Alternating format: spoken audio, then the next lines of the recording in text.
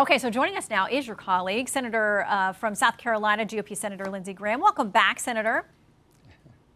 Thank you. All right, I want to ask you about something, by the way, that you and Senator Fetterman have worked on a few things, but you also have both signed on to this resolution with regard to Iran's nuclear program. Part of that resolution says that all options should be considered. You and I have had this conversation about whether you mean a U.S. military strike in Iran. What do you mean? What are you urging President Trump to keep open as an option?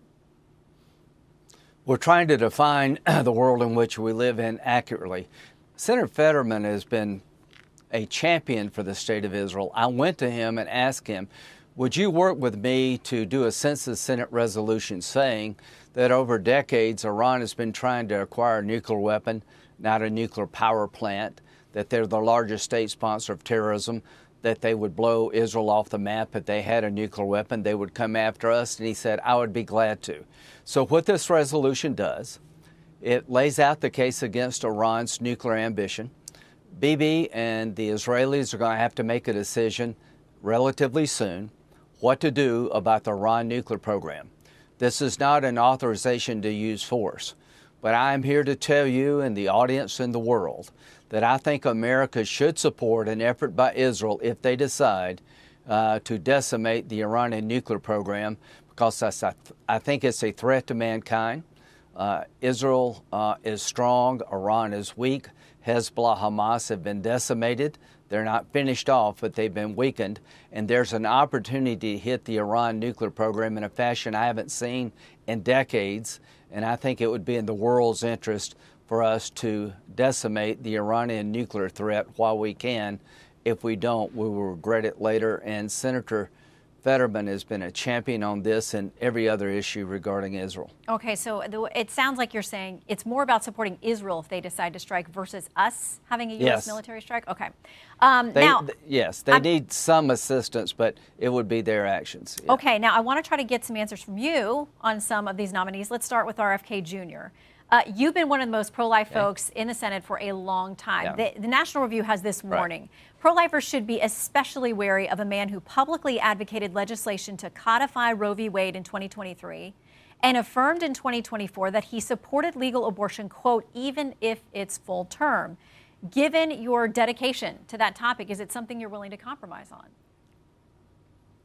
Well, I am now okay supporting RFK Jr. because I think during the course of the hearing he's committed to a Republican pro-life agenda, President Trump's pro-life agenda, Mexico City policy, dealing with chemical abortions.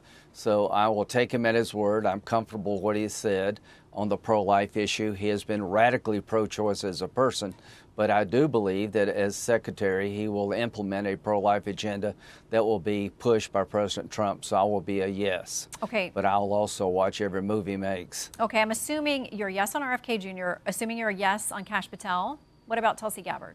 Yes. Yeah, I'll be yes on her. I was waiting to see what she said about 702. That's the ability to track foreigners overseas who may be involved in plots against the country. I actually served in a reserve unit with Tulsi. I've always liked her. I think a lot of her criticism against her has been really mean and off base, but I'll be a yes now. She's shown her understanding of how vital 702 is. So I'll be a yes on RFK Jr., Tulsi Gabbard, and Kash Patel knocked it out of the park. He's the antidote to Crossfire Hurricane. He's going to go in and clean the FBI out to make sure it's never abused like it was in the past. And Crossfire Hurricane was one of the saddest, most dangerous chapters in FBI history.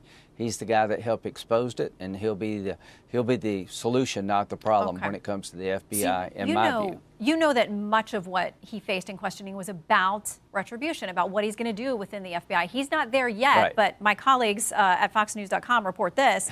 Acting Deputy Attorney General Emil Bove sent a memo to the acting FBI director Friday evening directing him to terminate 8 FBI employees and identify all current and former Bureau personnel assigned to January 6th and Hamas cases for an internal review. Now, Senator Blumenthal, your colleague, says, I'm appalled by this vile retaliation against agents who sought to hold accountable people who stabbed cops with flagpoles and crushed officers until they broke bones.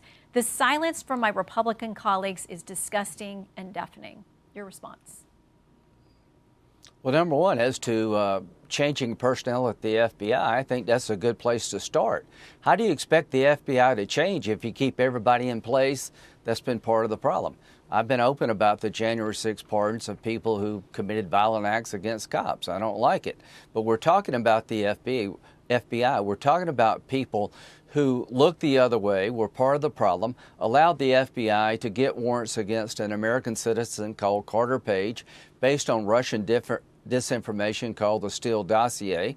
They lied to the court. So I'm looking forward to some of these people finding a new job. Now, if you're an agent working on a January 6th case or some other case and you were assigned to do it, and you know, you shouldn't be punished just for doing your job. This idea of keeping everybody in place in the government after Trump won the election is insane. I think he should have the ability to put people in management positions that share his vision of how to move forward on the American First agenda. There's nothing unusual about that to me. Okay, I want to ask you quickly about the tariffs. Mexico, Canada already saying they will issue full retaliatory tariffs in exchange. China's going to the World Trade Organization. Your colleague Senator Coons put out this statement when they became official yesterday. He says, you know, President Trump said he was going to drive down prices to make America more affordable. Then on day 13 of his presidency, quote, he imposed tariffs that will send prices skyrocketing. Is it a good move? Well, I think it's 3,000 Americans die every 2 weeks from fentanyl poisoning coming across the Mexican border. They make the drugs, fentanyl, produce them in Mexico. Their precursors come from China. We've been overrun in terms of 11 million illegals coming across the Mexican border. If you want tariffs to go away, Mexico and China, stop poisoning Americans. Stop sending fentanyl into America to kill Americans. If you want to have a better relationship, Mexico with the United States, do your part on the other side of the border. To our friends in Canada, I really appreciate what you're doing on the northern border.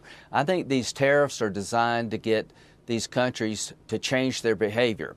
I am glad that we're pushing back against China and Mexico when it comes to fentanyl poisoning of America. I am glad we're putting everybody on notice that the old way of doing business is over. There's been a 60% drop in illegal crossings in 10 days. So these tariffs, I think, are designed to bring about change.